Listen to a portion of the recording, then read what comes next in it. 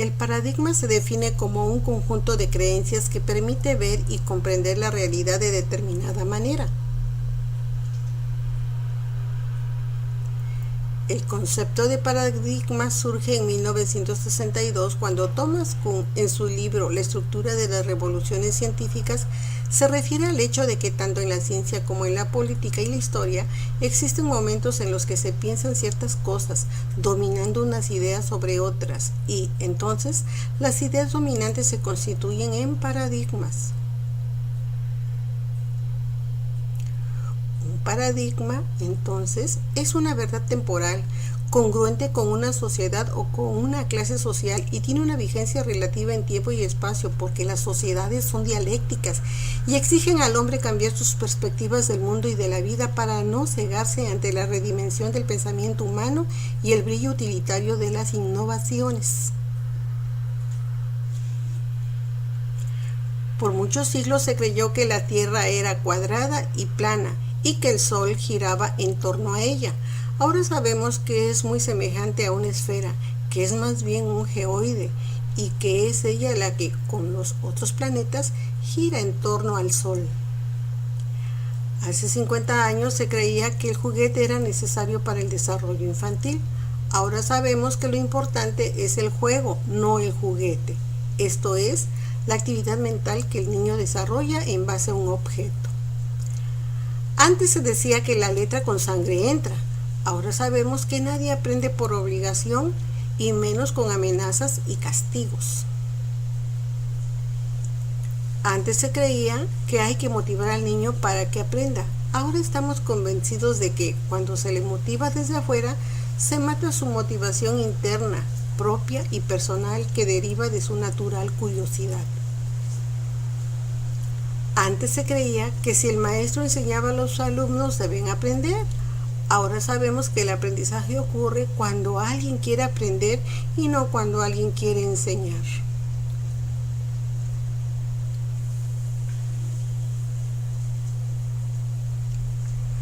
Por más de 200 años se creyó que el binomio enseñanza-aprendizaje es inseparable. Ahora sabemos que la enseñanza limita y el aprendizaje libera, que son dos eventos diferentes y que la enseñanza no es una condición para aprender. Antes se proponía que la escuela creara hábitos. Ahora sabemos que los hábitos nos vuelven conformistas, sumisos, dependientes y fracasados. Entonces rompemos con los hábitos y creamos habilidades para prohijar y fortalecer nuestro crecimiento personal.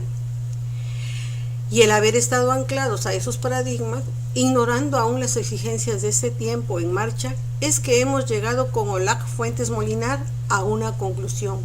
La escuela no es un buen lugar para los niños por ser sistemática y manipuladora de conciencias, y cualquier otro ambiente libre de reglas y autoritarismo es mejor que la escuela. Y como consecuencia de seguir arraigados a esos viejos paradigmas es que hemos equivocado los caminos de la educación y hemos dado prioridad a la enseñanza en vez de privilegiar el aprendizaje personal, y hemos dado prioridad a los contenidos cuando lo realmente importante son las metodologías y las adecuaciones que el estudiante puede hacer de ellas si se lo permitimos. Y ahora sabemos que el aprendizaje es una experiencia personal, que se puede planear la enseñanza, pero no se puede planear el aprendizaje. Y en esos términos, la enseñanza no garantiza el aprendizaje. Pero sucedió en 1800, en el tiempo de la Revolución Industrial y antes de que se definiera el concepto de paradigma, que los obreros exigieron educación para sus hijos y los dueños del capital aceptaron que la educación se hiciera pública, pero imponiendo los límites que les permitieran mantener la hegemonía en la producción, en el mercado y en la mano de obra barata. Lo malo de todo esto es que esas viejas ideas dominantes de 1800, convertidas en paradigmas, persisten aún hoy en la educación y no permiten a los niños aprender para la vida y su realización personal, pues siguen anclados a rezagos culturales, a falsas tradiciones y a valores ajenos. Ya lo decía Piaget, el riesgo es la palabra preconcebida, el pensamiento ajeno, la enseñanza. Y no obstante las previsiones de John Dewey en 1916, lo hemos seguido haciendo por más de 100 años. Y resulta que el anacronismo de la educación es un lastre para la salud y prosperidad de los pueblos y se constituye en un fuerte componente de la sociedad neurótica de nuestro tiempo, pues con un gobierno de contención y de restricciones, el hombre se orienta hacia los antivalores y se destruye a sí mismo. Y entonces, para que el hombre se rescate a sí mismo, debe revisar la operatividad de los paradigmas en que sustenta su percepción del mundo y de la vida, pero con el ánimo de favorecer a las generaciones de niños y jóvenes del tercer milenio que reclaman su derecho natural a educarse, no a ser educados. Y para ello sería útil abrir la conciencia a la propuesta de Sugata Mitra. Los niños se educan a sí mismos, porque con un cambio de paradigmas, la educación podría privilegiar el aprendizaje por sobre la enseñanza y los padres y profesores, instruidos para el cambio, llegarían a entender que la escuela es un laboratorio taller en el que se investiga, se descubre, se crea, se construye y se repara.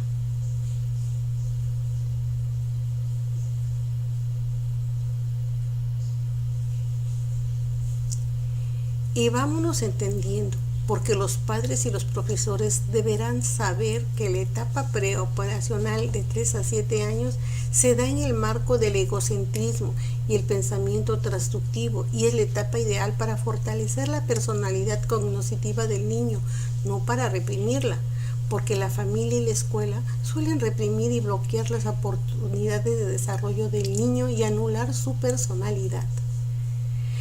Que el egocentrismo implica la preeminencia de sus ideas y de su oposición y rechazo a aceptar otras, y hay que aprender a sobrellevar esta situación para favorecer la madurez de esta etapa. Que el pensamiento transductivo no es lógico, es un pensamiento subjetivo, propio y personal, de donde deriva el prejuicio. Lo grave de no madurar en esa etapa es que se puede vivir en el prejuicio para toda la vida.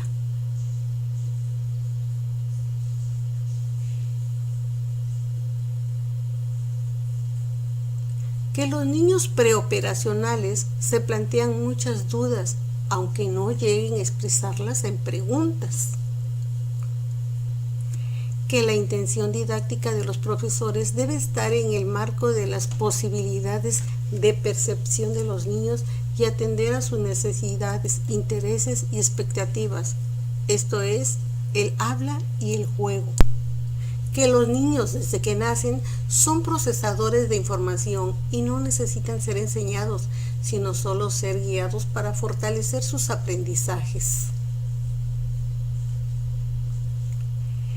Que el objetivo natural de la educación es crear hombres y mujeres que sean capaces de hacer cosas nuevas y no repetir lo que otras generaciones hicieron. Que la educación de los padres, cuando es clara, reflexiva y propositiva, es básica para introducir cambios significativos en la escuela, porque no se puede exigir a los hijos lo que no somos capaces de hacer como padres. Y entonces, ¿cuáles son los paradigmas en los que los maquilladores de la reforma educativa sustentan la implementación de clubes, por ejemplo, en la educación secundaria?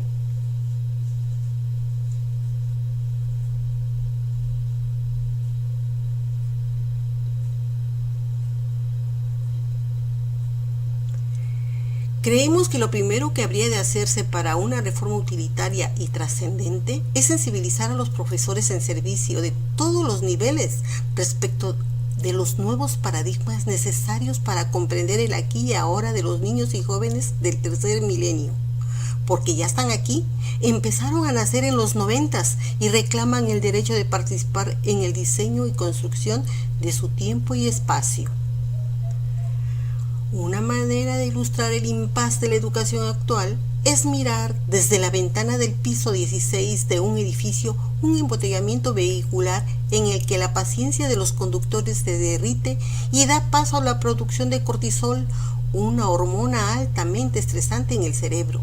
Y la educación, que está en un impasse desde hace 100 años, podría retomar su ritmo natural dejando atrás esos viejos paradigmas.